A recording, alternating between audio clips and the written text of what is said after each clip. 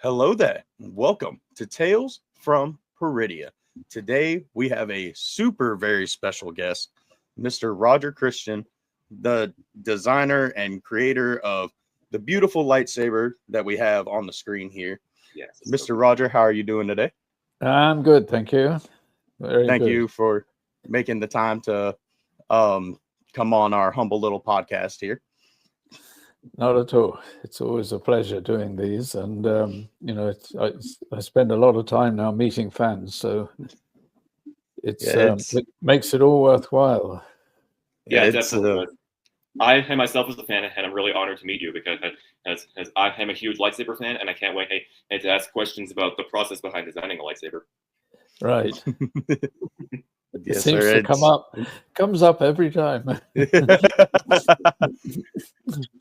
Yeah, it is absolutely surreal to me that we managed to get you on here. I'm a little nervous and little bit in shock. I can't lie, because it's always one thing seeing like the interviews and the videos online, but it's completely different to actually be talking to you. I know. Now in the standard, normally it used to be together, but now it's through these new wave. Yeah, I know. Although I do wish this was actually like a physical meeting thing at Comic-Con, so we can get you to sign this book that Kenrick just bought. Yeah, yes. I actually received your book yesterday in the mail. Oh, and you got it. Good. Yes, sir. I started reading it. It actually just got to the part where George showed up on set to kind of look around on the movie you were working on. Right. But I'll let you tell the stories, obviously. Yeah. That's the new version, though, with George on the cover, and George wrote the forward for me. I actually was looking at it before we started, and I got a first edition from July 2016. Ah, so the new one, yeah, George, I asked, they wanted to republish it this year, and said, we know George doesn't do anything anymore on Star Wars. Could I get somebody to come and write a forward for it to upgrade it a bit? And yeah, that would be that would be such an honor to have the creator himself help write the forward. Yeah, well, he agreed. I thought, you know what, I mean, I still know him and see him, but I never asked for anything. So I asked, and immediately came back with a beautiful forward in it, and put his name on the cover with a blurb. So I was pretty honored, because he doesn't do that for anyone. Yeah, so I guess it was like a once in a lifetime thing. Yes. So you'll have to get another one now. Hey, I'm all for it. Okay, so I guess obviously we'll get into the first question / story time. For everybody watching, how exactly did you meet Mr. George Lucas? It came about because I was on a film with the designer John Barry in Mexico on Lucky Lady, and George had presented Star Wars to Alan Ladd, who I'll put it up. Let's frame this story. The studios had lost their audience, so Universal took Steven Spielberg as a young filmmaker. MGM took Francis Ford Coppola. Alan Ladd took George Lucas, and they thought they would get a new whole audience and revive their box office. Well, to Alan Ladd's nightmare, George turned up with a science fiction children's fantasy script, and the Fox wouldn't do it. So they analyzed the film would make $12 million. And in those days, they divided it by 3. So they told George, if you can make your movie for 3, Alan Ladd said, for $4 million, we'll make it. Gary Kurtz had got the budget down to 8. In America, there were no stages free. In England, there were stages free. We were suffering at that point, and we were exactly half the cost of America. So the head of Fox in London said, we can do the film here. Gloria and Willard Hike wrote part of American Graffiti for George, and they were dear friends of his. They wrote some of the dialogue actually in Star Wars for him, uncredited.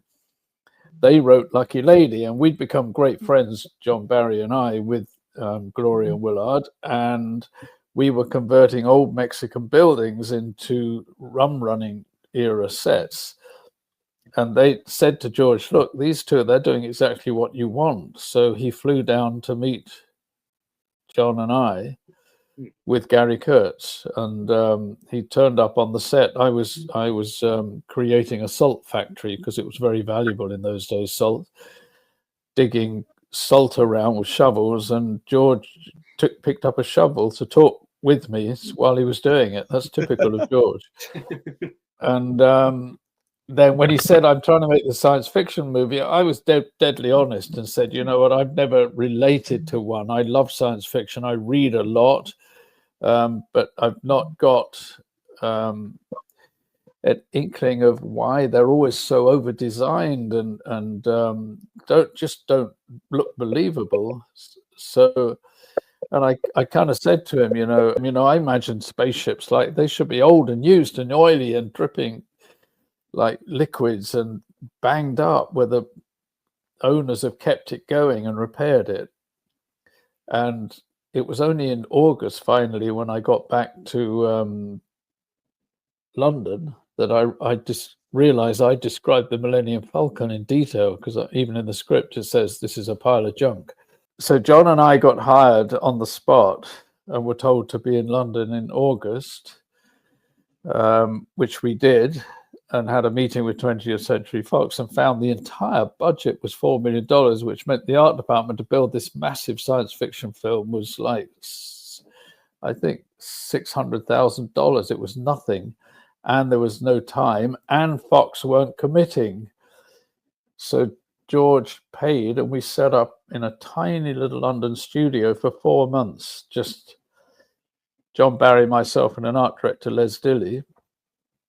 And that's where it all started. And when we'd read the script, we knew we could make C-3PO because they'd done it in Metropolis, and they could only make him walk three steps. We knew with the right person inside, 40 years later, we could make that work easily. But R2-D2 was almost impossible.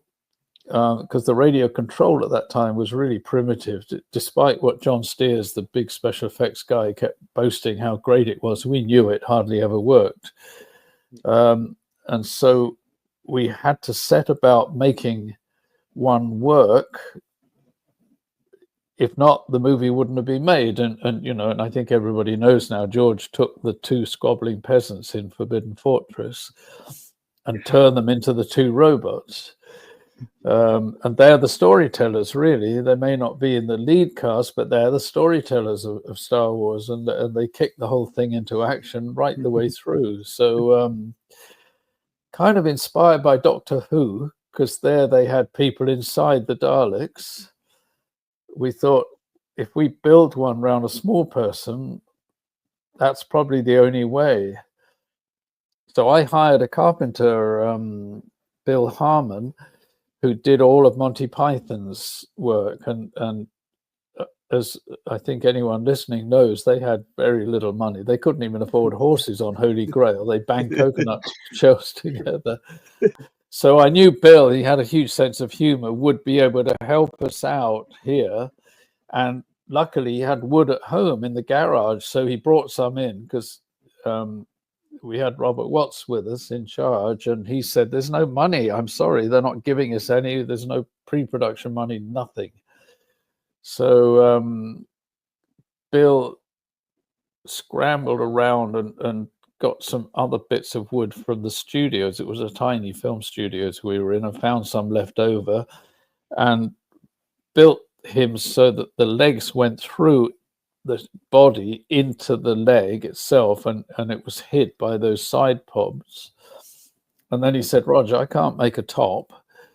So there was a lighting studio at the back, and I found this old lamp from they used to light the sets in the 40s with it, and it was scrapped. It was all thrown out to be junked. So I grabbed it because it was the right size, and we fitted that on top. and I got some. I thought, wow, it looks terrible. So I got some handful of junk from an old trading post, it was called, included those lights from a passenger plane, which I stuck in, and they're still there to this day, those lights. Well, that's pretty cool. And to kind of show you how we started, and it didn't really change much throughout the whole making of Star Wars. Then he said, I can't make those little arms on the front, Rog, here. He gave me a bit of wood and a penknife and said, go home and carve them at night, which I did. And that's went in. There's pictures in the book of the wooden R2-D2 we made. And poor Kenny, we built it round him. And that must show. Is this what you're there talking you go. about? That's what we made. This is That the is first the early concept for R2. Yeah, that's what first thing ever made on Star Wars. That's where we started the whole thing. That's so cool that it literally started with R2. Yeah. Well, without it, there wasn't a movie. You know, we didn't have a movie. There was no CGI in those days. There was, you know, as I said, primitive radio control. There was no other way to do him. So we tried, and Kenny could not move the legs. And then Bill and I, we had an idea, and we stapled his boots inside the bottom of the legs, and he put them in there. He couldn't even shuffle still. And by strange luck, I'd bought a fighter pilot's helmet, fighter pilot's harness, from Fighter Jet as part of the junk that I'd got. I just picked it up. I don't know why, but I did. And we stapled that inside, and Kenny was able to take the weight of the wood like a rucksack. And with John Barry there and Gary Kurtz, he actually took 3 steps before he fell over. But that was it. You know, that was probably the most auspicious moment on Star Wars, because we knew then, okay, now we've got a movie. Yes. That's where it started. Man, that's so cool. That's so. Oops, sorry, I just dropped my phone. But that is so amazing. That is so amazing how R2 and 3PO are literally like the storytellers, and also, well, like you said about the ship design, that's the thing that sets Star Wars apart from other like sci-fi franchises, because other sci-fi franchises, the ships look super clean and nice, but Star Wars, you actually have like a lived-in feel because of the broken engines and hyperdrive. So that was a really cool whole like concept to come up with. Yeah, well, that was partly by design, because John Barry and I, you know, those 4 months we really got to know George well, and George was always saying he's making a documentary, he's not making a film, and so he wanted it very aged and used. So it fell on me to create that used universe. John was once John had, well, he realized we couldn't make Tatooine, and he just finished designing the Little Prince in Tunisia. So he thought, there it is, I could just take George. So he did and showed him, and that planet, all John had to do was add a few more domes on the top of the buildings for outside the cantina at Mos Eisley, and build a door that they could go in for the cantina. Other than that, and the moisturizers were stuck in, it was all dressed, and we put the moisturizers, we only had about 2, and we traveled those around with us wherever we went. And he had to build the desk of the sandcrawler, and you know, that was the biggest probably set we had to do, and everything else was there, and George saw it and embraced it. So that solved that problem, because it was very close to London and cheap as hell then.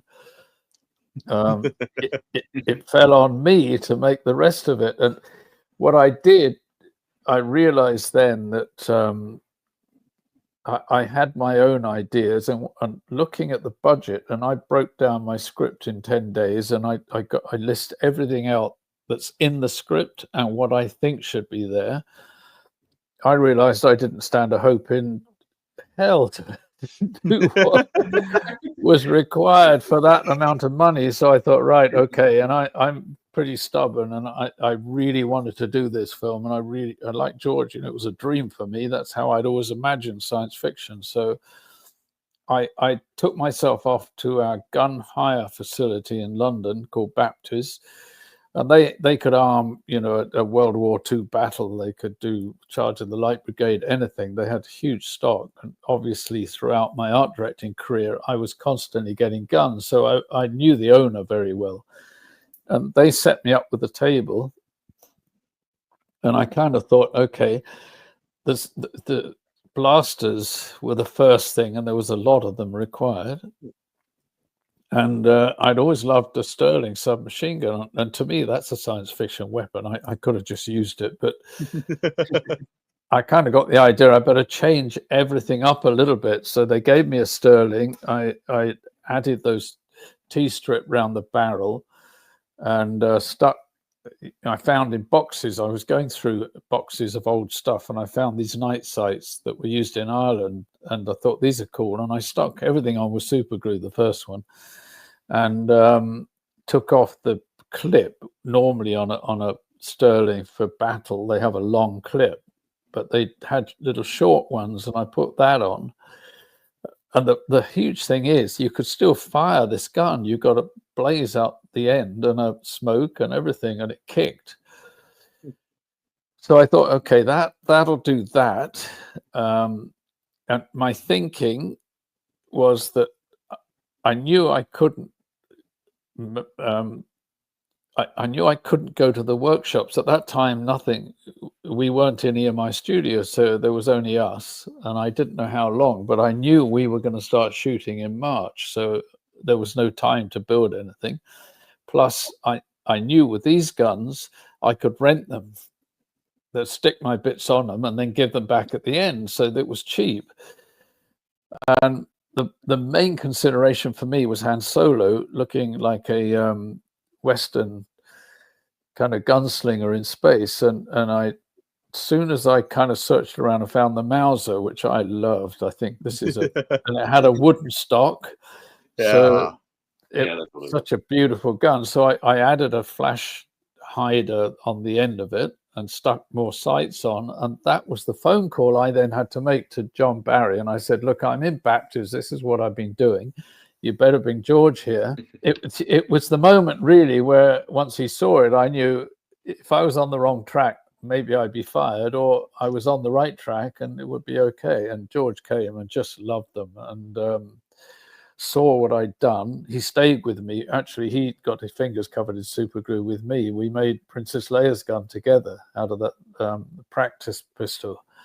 That kind of started the entire idea of using everything, not making anything in the workshops, but using, and we kind of carried on trying to, we had a one sculptress with us, Liz, who sculpted C-3PO's heads, which again, John Barry was kind of pressing on what was going to be urgent as soon as we did get the money to start. That's an interesting little story there. It was all we had, because George never said anything. George had written the script. He expected us to do it and give it to him. That's the way George works. He hires the right people and we'll figure out how to do it. But he did have 6 Ralph McQuarrie paintings, which are absolutely stunning. And they are. Oh yes, Ralph McQuarrie is a beautiful artist. Well, to me, he's the unsung hero of the entire Star Wars saga. I mean, he totally is, because he designed him like the first. Was it Ralph McQuarrie who designed like the first like sketch for Darth Vader's helmet? Yes, everything is in there. Yeah, cool. Everything. Even now, Doug Chang, he told me whenever he's stuck for a design on the new movies or the TV series, he goes in the files and Ralph McQuarrie's already designed it. He'll find it. He's very underappreciated. Yeah, he is. Anyway, we gave, I think Bill Harmon built 10 or 12 sculpting stands and a load of clay heads, and it came down to 2, we'd all stand around and talk about it. And then we got down to one who kind of based on Ralph McQuarrie's, and it had the little slit eyes like Ralph McQuarrie's had. And we were looking at it, and it wasn't right. And George was there. And always in England, there was a tea lady. You didn't have those in America, but we had tea ladies. They come round with a trolley in the morning with a big urn of tea and mostly sausage and egg sandwiches. So there was some, Bill and Liz had bought some, and there were some pennies, old English pennies on the table. And George picked one up and he stuck it in the clay and stuck the other one in, and there was C-3PO. So his eyes are exactly the size of an old English penny. Oh, shoot. Oh, I didn't know English pennies were that big. Yeah, the old ones. Oh, That's really man. That's That's really cool. that's how C-3PO came about. And George had always said, you know, that was a female, but he wanted C-3PO to be male. That was the difference. Oh, yes. I get it. But they're very similar. Well, it's inspired by Metropolis. Mm-hmm. And the other thing that was completely impossible was the land speeder. And so we said, John Barry had correctly designed one as a 4-seater based on the script, because there was R2-D2, C-3PO, Obi-Wan Kenobi and Luke in it. And so we said to Bill, we got to mock up one of these. And so he said, well, I've got some more wood and some bits of old polystyrene at home. We figured out if we built it on a 3-wheeler chassis, at least we'd hide one wheel. Mm-hmm. There was nothing, but Bill had some wheelbarrow wheels in his garage. We built it on wheelbarrow wheels, the first one. Yes. And when George saw it, said, no, it's too big, you know. And John said, well, I've designed it for the script. He said, no, I think Luke should have a little old battered speeder like a kid would have, 2-seater. Yes. So I think Bill actually built 3 of them and stuck on the wings. And the final one, to make this work, they special effects boys who weren't on the film yet, but they had a workshop. They had a Volkswagen chassis, that the ones that the hippies used to go to India in, and they cut the top off and they brought that down for Bill. And Bill cut the front off and cut a motorbike in half and stuck the handlebar on the front of it. George watched him welding it and said afterwards, Bill always said, he looked at me and said, Bill, that's the worst bit of welding I think I've ever seen in my life. Bill, being funny, said, yeah, well, I'm a carpenter. I didn't claim to be jack of all trades. So anyway, that with a steering wheel, they tried it out with George and Gary watching. And for some reason, Gary Kurtz's wife was there, Meredith. And of course, this thing was impossible to steer, and it crashed into the wall. The wing fell off, and it was classic from Gary Kurtz's wife, who said, wow, this sure ain't Hollywood, is it? But you know, that was the proving ground for, okay, this could work. And when we got into the studios, they did try a hovercraft. It was completely uncontrollable at that time. That didn't work. So it was just, you know, decided a 3-wheeler was the only way to go. And there was no time to make it for us. John Barry was so busy and everything. It was farmed out. I'd seen tiny little cars on the road called Ogles, and their factory was very close to EMI. And by chance, they had worked on the Reliant Robin, which is famous in Mr. Bean. And they cut the top off that. And in fact, if you look now at the land speeder, if you look inside, that's actually a Reliant Robin dashboard, steering wheel, everything's the same. We dressed, I stuck a few bits in it, but basically it's a Reliant Robin on 3 wheels. That is crazy. They definitely Yeah. don't make them like they used to nowadays. No, not at all. There's not enough No, passion. no, they don't. Anyway, that, you know, we got that far. I once now I was like on the right track. I was digging around Baptist. I found the bowcaster with the balls on the end, and I got George to come and see that. And I said, listen, you know, Ralph McQuarrie had given Chewie a blaster, and I said this would be way better for him. So that became Chewie's weapon. I chose everything by character always. So I thought the Tusken Raiders, they're like desert people with no money, you know, they scramble things together. So I put an old kind of an old grenade launcher for them. For the Tusken Raider, sorry, that was for the Tusken Raider, sorry, who beat up Luke in the valley. I found this gaffy stick, which was a club used by it's a Tokyo Warriors club. It was used in Africa. Pretty lethal weapon. Again, I had to change it, so I found an old mace they'd made and stuck that in the end of it, and that became his. So I got all these weapons together, done. Finally, we got the call that Fox had agreed the budget, and we moved into the studios in January the 6th. Actually, it was our first day. And when you think about it, for a film this size, we were shooting in March. It was insane.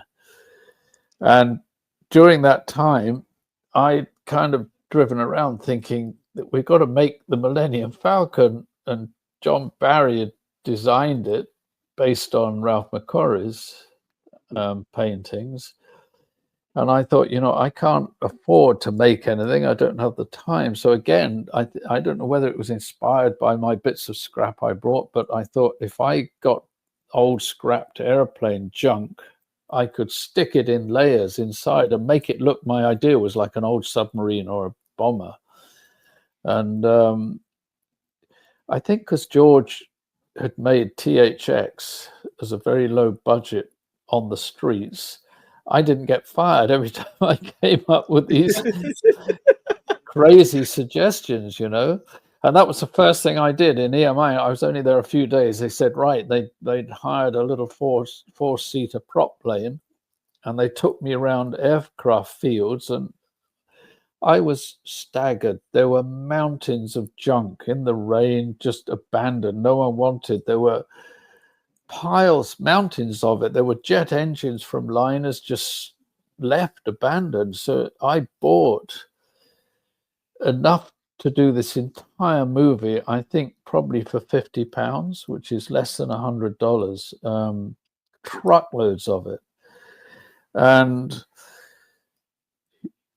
it's you know, it's come out now that, I mean, everyone knows no one would do this movie. Fox had no interest. It was only Alan Ladd supported George. The board didn't. Everyone thought it was a pile of rubbish. The crew thought it was a pile of rubbish who came on board. And to kind of give you an idea of why George says now to this day that only 5 people stuck right by his side to get this movie going. The first 2 days in the studio, they put out a bog table and put out everything I'd made, weapons, we put C-3PO's head, everything on a table. And in comes all the crew, you know, these supercilious first ADs and the big props on the floor and all of this. And they looked at it, literally picked up my Sterling, threw it at me across the table and said, this is a pile of crap. We're doing an American movie for a big science fiction director, and went off to get me fired. I just thought, screw it, you know, I'm with George, and this is what it's going to be like from now on. Then that's fine by me. So we carried on, but that pervaded throughout making this movie. And I was loving every day. I was hardly sleeping. We were so busy and making all of the things I had to make. I was in heaven, you know, you can imagine, for me. Yeah, I'd be in heaven too. So we all know that the Millennium Falcon's cockpit also has 4 seats. So did you use like a similar technique for when you designed the land speeder for their seats? Did you use that same technique to design the Falcon cockpit? John Barry designed that very carefully because of the lack of money. It only has 2 angles. Mm-hmm. So there was looking forward and looking back for the hyperspace, and then the bits in between he could do, but there were 2 basic angles on it. It had to move around, so John built it on truck tires, and 4 grips had big, huge wooden beams, and they would bounce it up and down like this to make it move. It was pretty primitive, and it was made as a set. Now, interesting enough, John Barry, because of the Death Star, because there are only 2 locations, there's Tatooine and the Death Star. And John had hired a man called Harry Lang, who worked on 2001. And George showed the crew, trying to get them to understand 2001, and said that's the kind of Death Star technical aspects. And then he showed them Once Upon a Time in the West, Sergio Leone's movie, to get them used to the dusty Western look that he wanted. The third one he showed them completely flummoxed the crew, which was Fellini's Satyricon. I understood that there are sets in that are used an ancient, a massive scale. It was a very interesting kind of reference material, but he completely further flummoxed the crew. But so Harry Lang, he had him draw up the Millennium Falcon properly in the draftsman's in the studio art department, because they were working then, and so he would do it. He was doing it all beautifully and carefully, and I kept going down to him. Don't forget, I was like a student, and George, and I'd come from art school, so I had the hair down my shoulders and Cuban boots and watched alternative movies and stuff. And I would go to Harry, who was very proper, and say, Harry, I'm going to mess this up, don't you? And he'd always look quizzically at me until he finally said, okay, here, I finished it. So I went in and stuck bits of scrap and started to make the dashboard work and things like that. And I took out his seats and put in 2 old fighter pilot seats that I got, which I thought were more appropriate looking, and stuck some cables and stuff. And that is the first set we ever did. And John asked me to take George down and show him. And George's smile is the basic big approval that you want. Yes, and also the other approval is may the force be with you.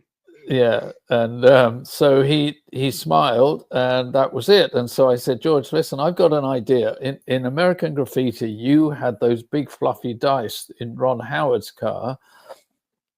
Hans is a gambler. I think we should hang some dice in. I like to personalize sets. Oh, that's how Hans dice were created. That's awesome. Yeah, so he said, okay, go and do it. So I got 6 sets. I got the big fluffy ones, right down to some little chrome ones. Mm-hmm. My choice was the chrome ones, the little ones, and George chose those, and they went in the set. Now, they're only there in Star Wars in, I think, 1 scene, possibly 2. Then the director of photography, who was the biggest grump and negative that I've ever worked with, or George or anybody, he took them out because I don't know whether they got in his way or what, but they never went back. I don't know if you know this long story. When I was on an AMA on Reddit, I was telling this story, and then a message came in saying, have you seen the Vanity Fair cover? And there they are, hanging and they took a shot of the crew, the cast, in Vanity Fair cover, and there are the dice hanging there. And then we found out JJ had got assistants at great lengths to find the matching ones. And then the scene they're in, he cut out. They didn't appear in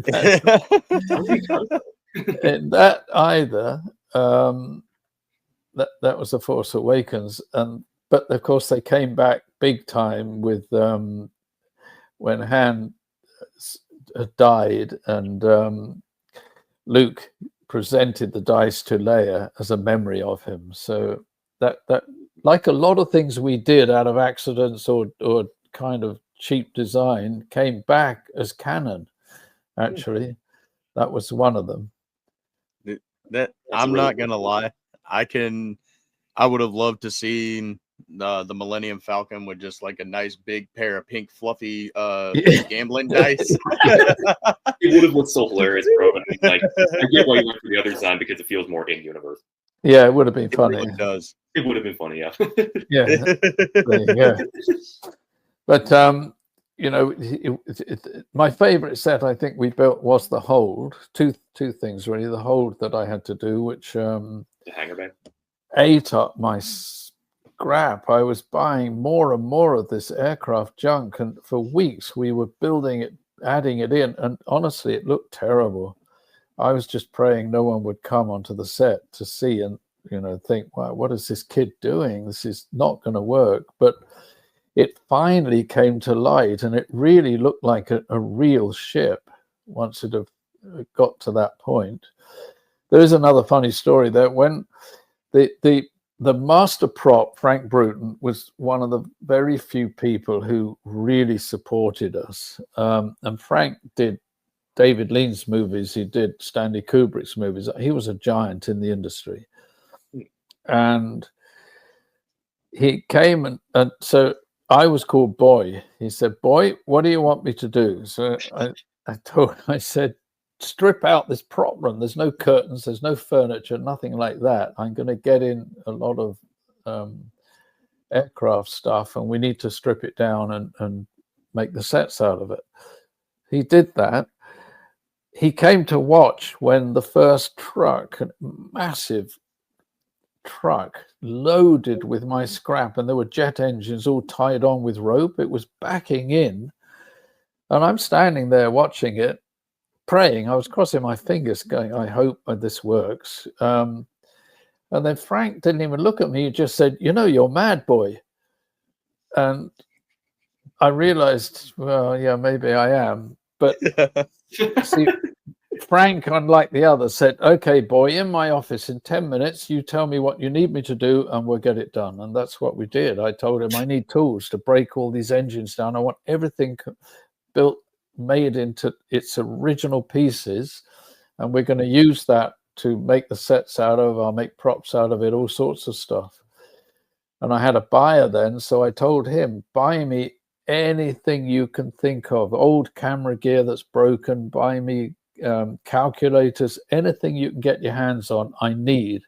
I don't know what I'm going to use it for, but I need to be able to find shapes that would work." And I realized too, with all the pipe work we needed outside the Millennium Falcon and inside, I bought drain pipes, I bought water piping, PVC, which was cheap. I had layers of it like that. And that really is the basis of how I did everything, really.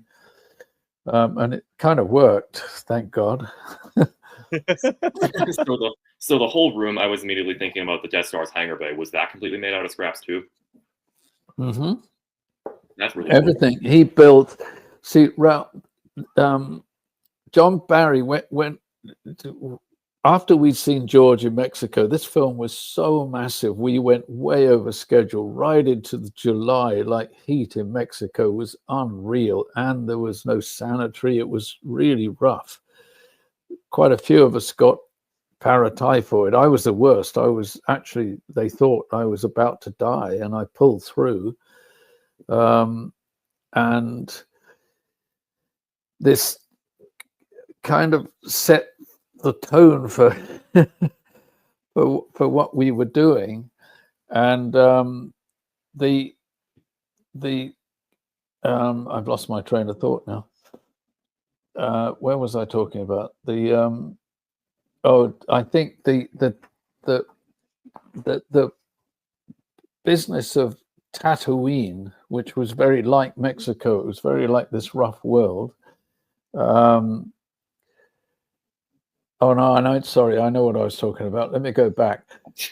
So at the end of the film, John Barry flew to see George, actually up where he was living in San Rafael. And he met Ralph McQuarrie because George had got Ralph to paint things as he came up with. I think you probably know, he one day said to Ralph, I need a creature who's about 7 foot tall, looks like my dog Indy, who's a big, rough dog. Yeah, and we he all drew, know that. he drew Chewbacca. So John Barry said, look, as far as the hangar goes, we obviously can't afford it. We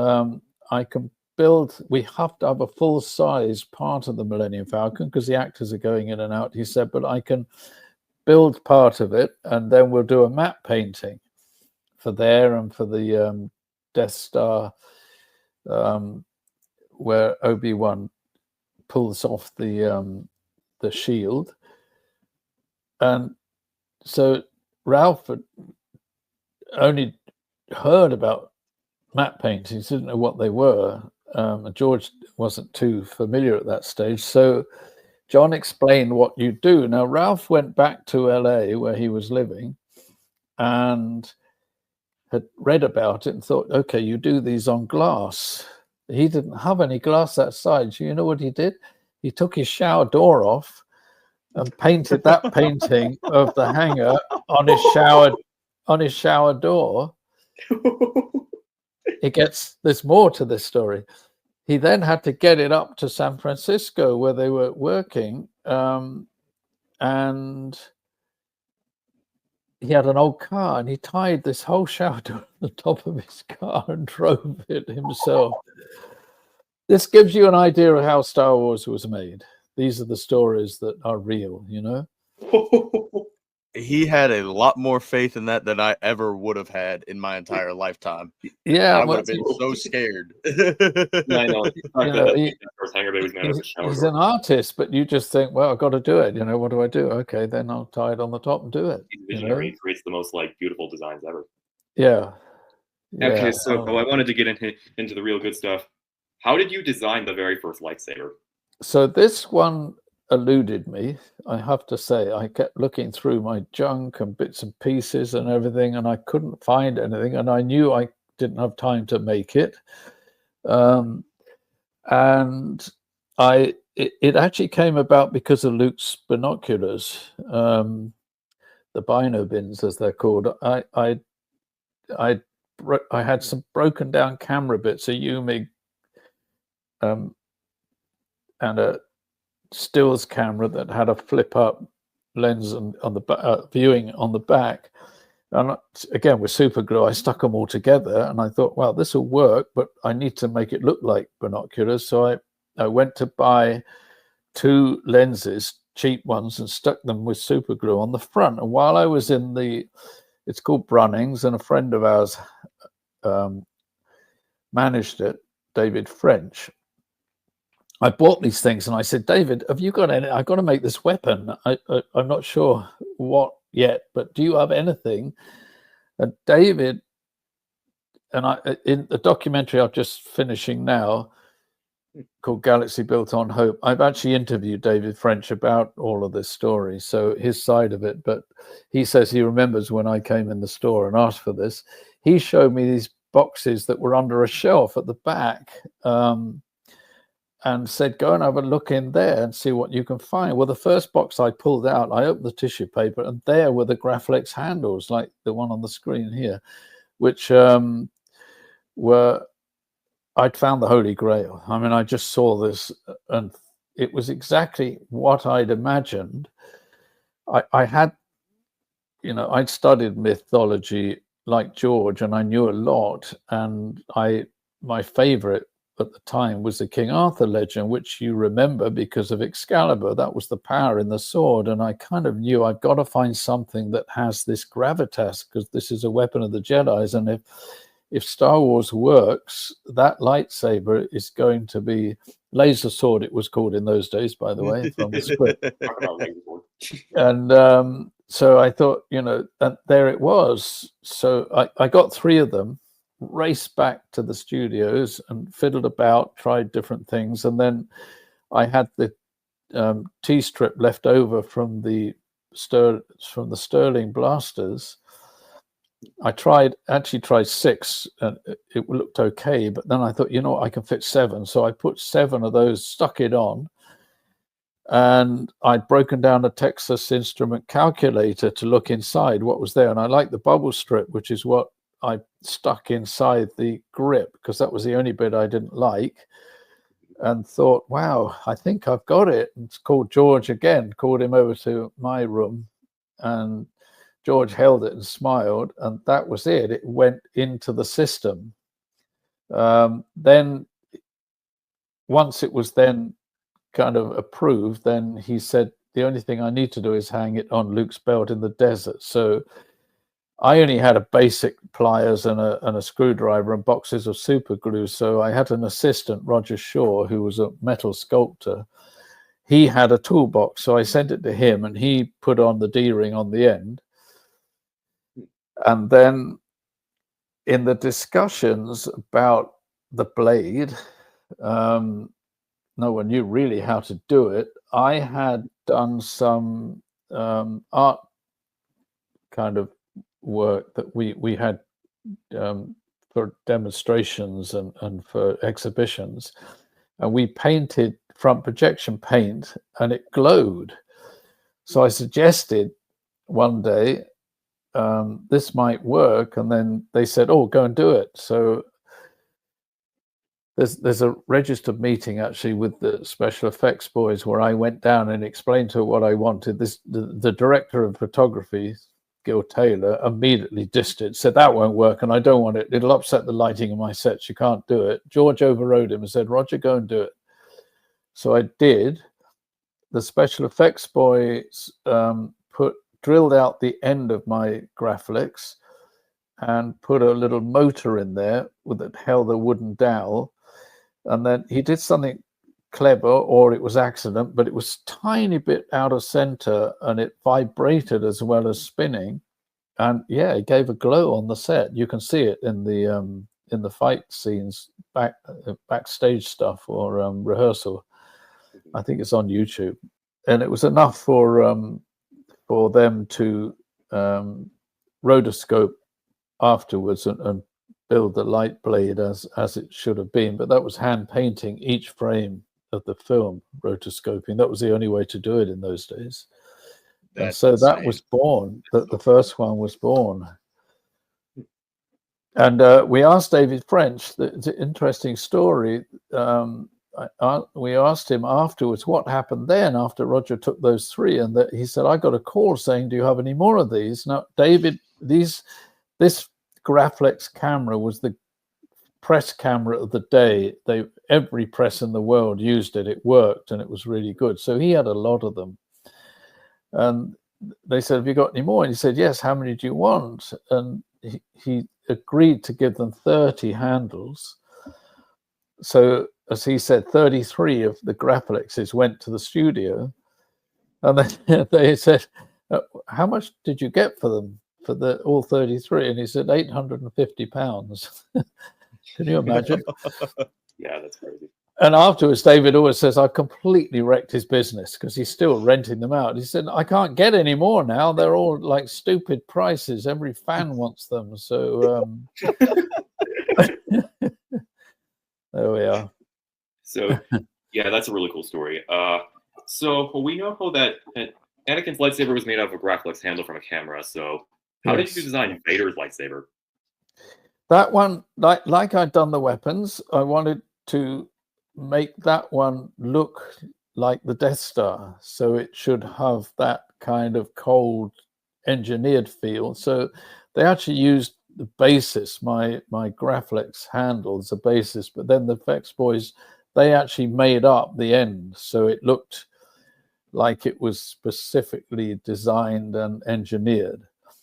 I thought that was a better way to go with that, because Obi-Wan Kenobi's we had to do. And that one, I thought, he's an ancient mystic. He's timeless. He's, lives in the desert, and he's like much more of a kind of earthy, organic feel than even Luke's one. So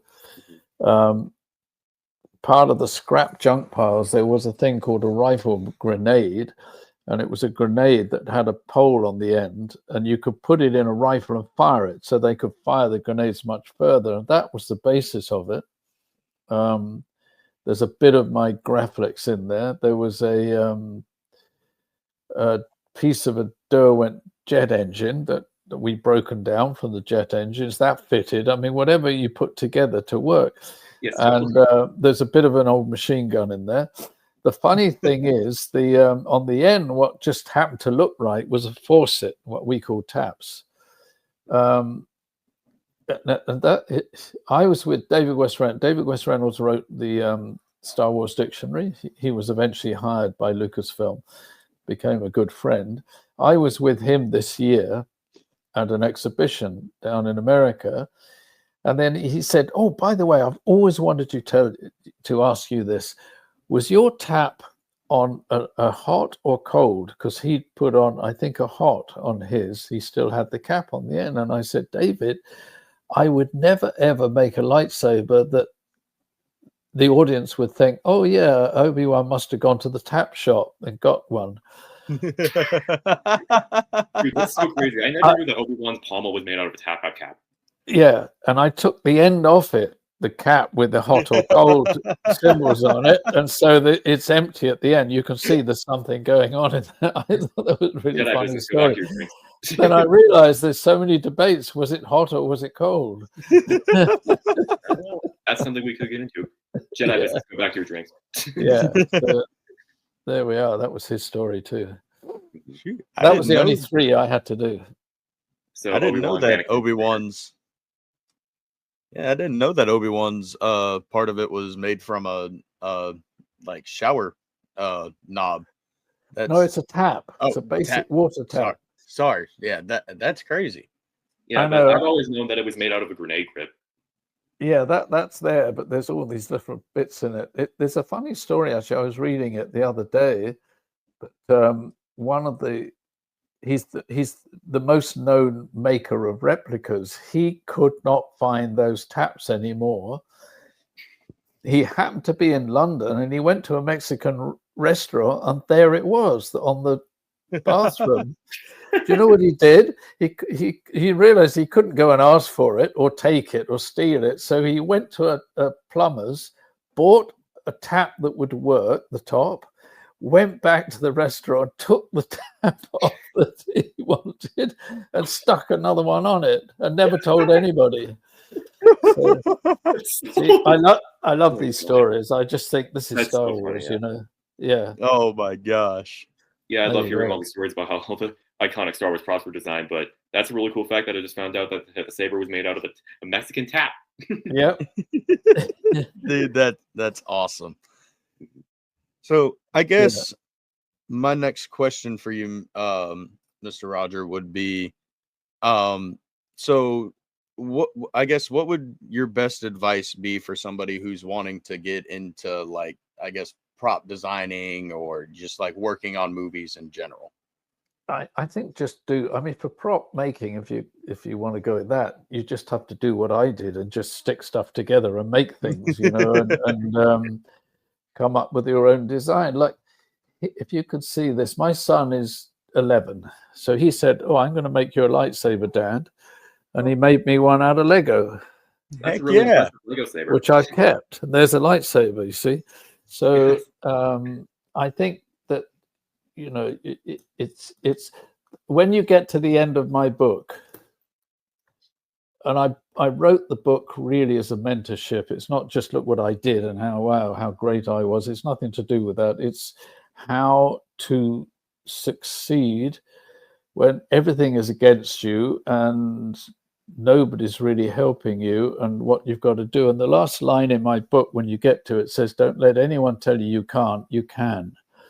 So I kind of found my own vision somehow. And writing the book, I had to really go deep inside. It took me a year, and I thought, where does this come from? Everybody asks these questions. And I remember, I think I must have been 7 years old, and I was always aware that my dinky toys looked too shiny and new, so I would paint them down a bit. And I had a little cheap camera. I would go in the garden and try and photograph them and make roads and try to make them look real. So I obviously had an instinct that way. And I always preferred movies where I didn't have to think about how they looked. It was more about, did I believe in them? And so I think, all you can do is, and this is all related to the book and to the hero's journey, we are all Luke Skywalker. The hero's journey is the journey of Buddha. It's the journey of Christ. It's the journey of all of these. It's how you have to find yourself and follow your own path and then do it. That's the hero's journey. That's why George wrote this. That's why it resonates with everyone on the planet. It doesn't matter who you are, what genre, what breed or creed or country, whatever. It doesn't matter. We're all the same. And I think you just have to find your way. I knew nobody. This wasn't a privileged kind of start. I was given orders by my father to be a doctor, a priest, or an architect. That was it. I would have none of it, and he wouldn't speak to me for years. They wouldn't give me any backing because I was going off to do this stupid job. But once I'd found what I wanted to do, and the film that I got out of school because I hated it. I got into art school, and I was doing my schoolwork at art school. And my mate had bought this old Mark 7 Jag, which were beautiful, huge things, but he paid like £40 for it. No one wanted them. And we drove to London, and I watched Dr. Zhivago in a big theatre in London, which I'd never seen before. And this film just literally blew me away to the point I almost left my body. And I thought, wow, that's it. This is what I've got to do. That film is masterwork by John Box, the designer. And I thought, this is what I got to do, and I found my way in somehow. And the first job I got, and this is where destiny strikes, was tea boy making tea for John Box on Oliver. Pure accident, pure just fate, and I think, I'm nearly finished another book called We Can All Be Heroes, because I recognize this, and I realize for everybody, first of all, you've got to find out who you are, what your love is, find your voice, and follow that. Sounds easy, it's not. When I think back, the accidents or destiny, whatever happened, led me on this path. And and even with Star Wars, my interview, I was interviewed by Charlie Lippincott at the time when John Rinsler wrote The Making of Star Wars, that my interview had been lost. So I was unknown. And if you watch any of The Making of Star Wars, John Barry or I aren't even mentioned in there, let alone what we did. Which is why David West Reynolds, when he became head of literature at Lucasfilm, kept writing about all these props and objects and could not find out who did it, who was this person, until I was directing second unit on Phantom Menace with George, and I was at the ranch, and David came rushing down and saw me and said, "Oh my God, I've got to ask you all these questions." And from that, we became great friends. And he kind of forced me to write this book because he said, nobody knows how this was put together by a group of kind of cinema revolutionaries with no money. Everyone looks at them now as big, massive Hollywood studio movies, but they weren't. So, most art departments turned it down and said, this can't be done. Sorry. I never did that. I just stuck to my guns and sort of did it. So I think, the opportunities are there nowadays. There is YouTube and TikTok and all these things. You can get stuff seen. And so it's just a tough business. Just everyone should know that. It's very tough. It looks glamorous. I'm still waiting for that day of glamour.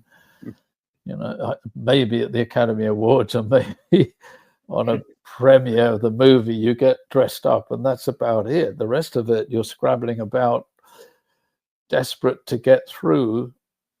And the day that I was struggling to get a job, I had no money, and Charlie Bishop, a designer who'd seen my work and said he would take me on, but he was finishing doing this TV series Department S. He made me the appointment down at Shepperton. He said, I think you should go and see this designer. And it turned out to be John Box. And I'd showed him all my folder of work I'd done, from art school, architecture school.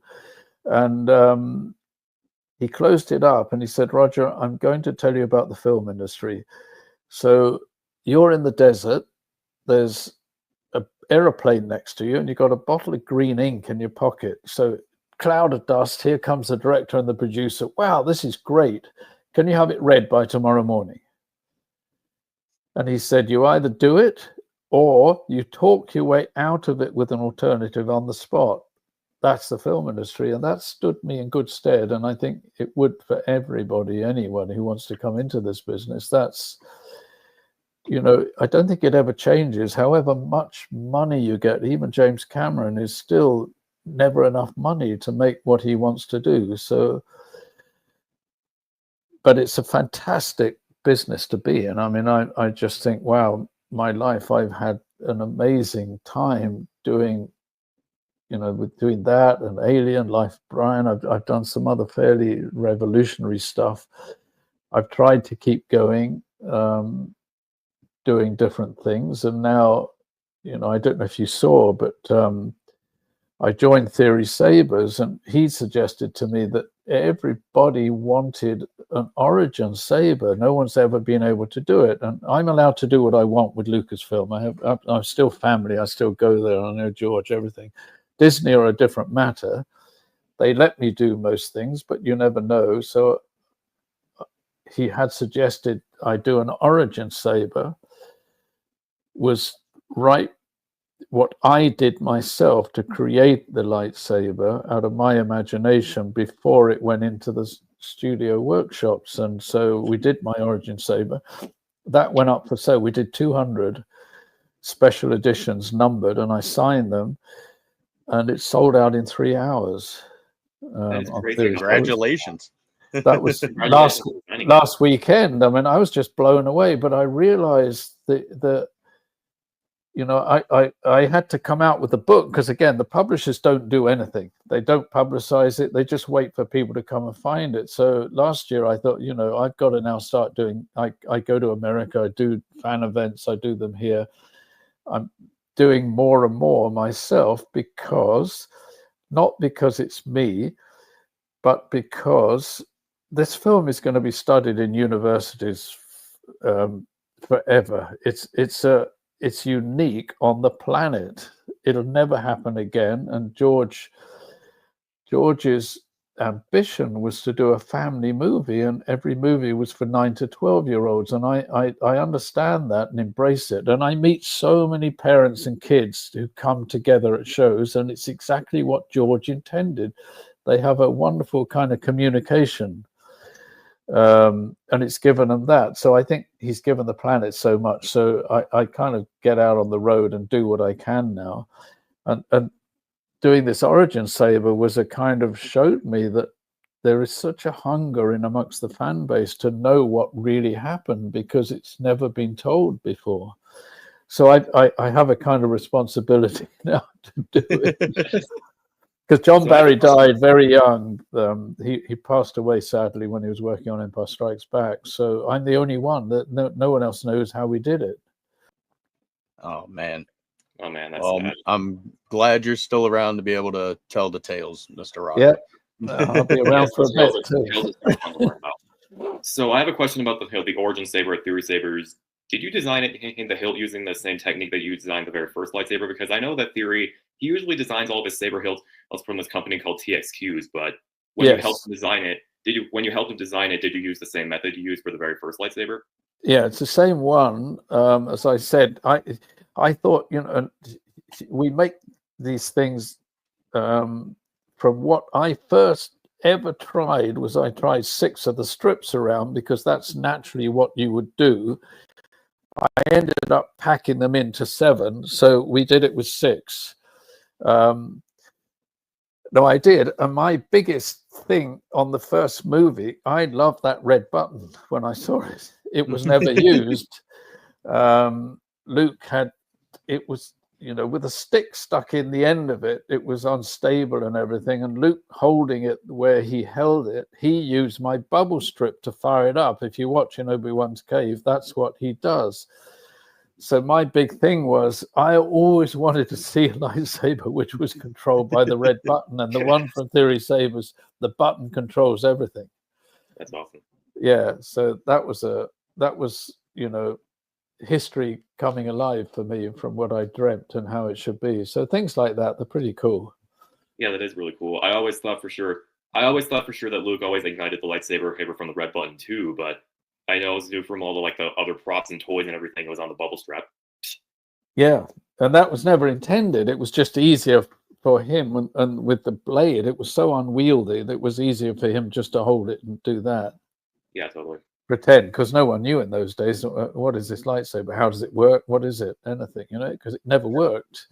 Right. Now I've got a lightsaber that works and it lights up and the blade lights up, and it's like, it's such a thrill for me, you know. It gives me a feeling of what all the fans go through each time. Yeah. So, I know you designed obviously the Origin Saber. What are your thoughts on the Revenge of the Sith looking one that I guess George kind of changed and all that? This isn't from Theory. This is from Saber Theory. This is just the Revenge of the Sith replica.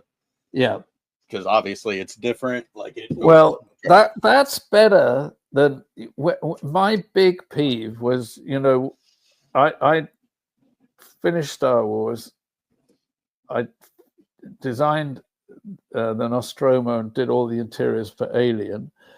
Did Life of Brian. I designed that fully with Terry Gilliam. I'd had enough and I wanted to start making my own movies, and I'd written this Black Angel film, the short film, because we had short films in those days as packages. There were no adverts or trailers. It was just a 25 or 30-minute short film and the main film. And George, partly as a thank you, but partly because he didn't like the other scripts that were submitted. They weren't in line with Empire, the sequel. He triggered mine by guaranteeing to put it out in the cinemas with Empire. So the British government gave me £25,000 grant, which was available to young filmmakers. So I didn't do Empire. And John Barry was directing his first film, Saturn III. And so Norman Reynolds took it over, the art director on the first Star Wars. And he hired a set decorator who, in my opinion, and he was a dear friend of mine, but should never have been doing science fiction. If you don't understand the genre, you shouldn't do it. So his lightsaber, as you know, he cut pieces out of the T-strip and stuck rivets around it, which is something I would never do because it humanized it. This has to be a mystical weapon, and which unfortunately became the standard, went all the way through Star Wars, right up until that Sith one, I think, or until, well, once his hand was cut off, they brought in a new one. He had to create his own one then, and Ewan chose that one, which was completely different. Right here, please. Yeah, so that was totally different. You know the story that I hero worship Dave Filoni. Yes, I worship him too. So if you watch the Obi-Wan Kenobi series, at the end there, Obi-Wan's in the desert and he has to get the original lightsaber, which is what he gives to Luke, which becomes Luke's lightsaber. And I was watching this episode kind of going, what's he going to dig up? What's he going to dig up? I hope he doesn't get this wrong. And Dave Filoni, being anal about the original, dug up my lightsaber with the original T-strip and the bubble strip, not that terrible piece of computer stuff that the set deck stuck in for Empire, and which unfortunately became Luke's all the way through. So yeah, that was another reason of doing the origin saber for me. Yeah, so we can like change people's perception on how Luke's lightsaber looked like after Anakin owned it. After Anakin lost the saber and then Obi-Wan gave it to him. Yes, exactly. That's insane. I'm actually in the middle of rewatching Kenobi, so whenever I get to that part, I will definitely have to pay very close attention. Yes, I mean, I saw it when I first watched it because there are obviously lots of differences in the hill from when Anakin owned it and from Luke owned it. Because obviously Anakin's hill had that gold strip hip on the control box and also the gold buttons, and Luke obviously had the red buttons and the bubble strip. So I always noticed that differences right there. Yeah, exactly. It's wrong. It's just wrong. But there you go. That's what happens, you know. With it's just people not. You know, Dave Filoni is George, and they're very, very anal about getting it right. And these things, it's like the characters, you know, they should follow through all the way. George structured everything so carefully. He gave us these worlds and everything. And that's, people don't and shouldn't just go off and do what they want, because the world works the way that George had it. So I think maybe now, you know, Dave's, you know, we're all praying this movie is coming out that he's done is going to reinvigorate the entire Star Wars movie industry. There's a lot on his shoulders to get this one right. Yeah, I think he will.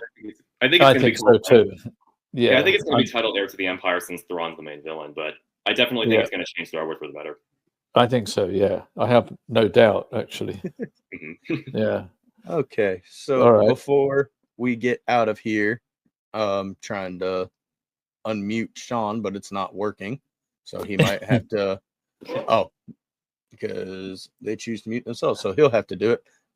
Sean, would you like to ask Mr. Roger a question before we go ahead and do the outro and get out of here? Yeah, I would. What is your opinion on the sequels? What's my opinion of them? Yeah. I have to be careful here. Don't worry, we accept opinions.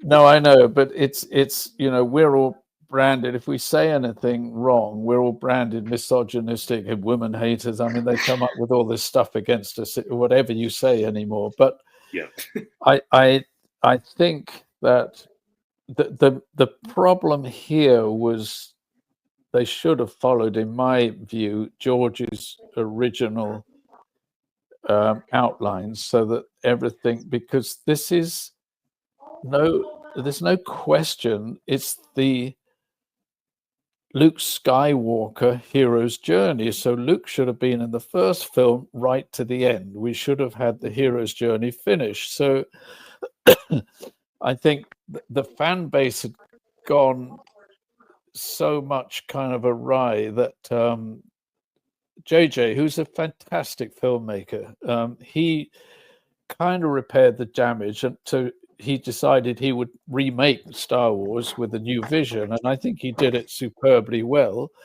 There's nothing, you know, the thing with George is everything he wrote was impossible to make at the time. But there were always new ideas in there. There was always really interesting stuff. And there was no new ideas in Force Awakens, but it's a great movie, I think. You know, I enjoyed it in the cinemas, and I got my kind of Star Wars fix out of it. The second one I don't want to talk about. I think the moment that he threw the lightsaber away and turned Luke into a whinging failure, I just think he went out to do the opposite of what everybody would expect. Well, that's not what Star Wars is about. It's about stories and canon and everything. So he did what he wanted. And I think then that JJ did a pretty good repair job on the last one to get it back again. And I enjoyed the movie as a standalone movie. I thought, you know, I like Rey as a character. I think she was really interesting. And I think there was, nothing wrong. Times have changed and everything. And you have to remember, whatever George Lucas is ever accused of, he created the first female superhero in Leia because she wasn't a princess who crying out for help. She was a feisty leader who led a revolution and fought against the enemy. So that I think if that had come in, and I know I have one personal regret, is that I know that from one of the few things I know is that one of the big villains would have been Darth Maul. Yes, that was part of George's original sequel trilogy. Outlined that Darth Maul was supposed to lead the entire criminal underworld, and Darth Talon was supposed to be his apprentice as the new Darth Vader, which would have been super cool, wouldn't it? And think what we missed by not having that, because he's such an amazing character. Exactly, Maul's super cool. Yeah, I did a lot of the fights, his and with Ewan McGregor and Liam in the Phantom Menace. I directed a lot of those fight scenes. Can you imagine me? I was like in heaven. Oh my god! Oh, those are some of my favorite fight scenes. Thank you. Yeah. Well, Ray Park was a genius. I mean, just to watch him do it, he could do stunts that the professional stunt guys could not do. In fact, some of them I couldn't do, and I told George, "What do you want me to do?" And he said, "Don't worry, don't shoot it. I'll get Ray up at the ranch afterwards, and we'll dress him in the other characters, and he can do them all." That's how good he was. Yeah, Ray Park's one of the best stuff in ever. Yeah. So if that answers your question. Yes. Now, I do have one more question. What is your opinion on Kylo Ren's lightsaber? I loved it. I just thought, wow, this is cool. When I saw it with those blades and the handles coming off like that, and I thought that's because on the very first film we made a rule that the light blades shouldn't go through each other. We followed the Kurosawa swords smashing into each other, and that was a very strong discussion that had to be had. So the light blades like that, and with the two little guards on the handle, that prevented you getting cut. And I thought it was really cool. That one I really liked. Heck yeah. That's really cool. Well, thank you so much, Mr. Christian, for joining us on today. This was it's surreal. That's just the best way that I can put it. Well, they're all fun stories to tell, and I know people want to hear more and more stuff. So, I have to. If you're ever free in the future, I'd love to have you back on. Sure, anytime. You can totally come on and tell us more stories about how the props were created. Yep, I can do that. But you guys, the link will be down in the description. Go get your copy of Cinema Alchemist. It has amazing stories in it. I just started reading it yesterday, so I've got a good ways to get through it, but again, thank you so much. I'm at a loss of words, and this was just an awesome time. And very good. Thank you. Nice thank you. All and good. Yeah. Yeah. The book, people like it, so that's good. It took me a year to write. John Rinsler masterfully edited it. He was the head of literature at Lucasfilm and turned it into a book. So those are the real stories. That's how Star Wars was actually made. You'll get it all in there. Yeah, so I should definitely buy that book soon. Oh, yes, sir. Most definitely. But thank you, guys. Get the new one. George is in it. It's a very nice forward that he wrote. Okay, I'll be able to get the George 401. Yeah. Okay. Bye, thank you guys everybody. for watching this video. And have a good one. And may the Force be with you always. May the Force be with you.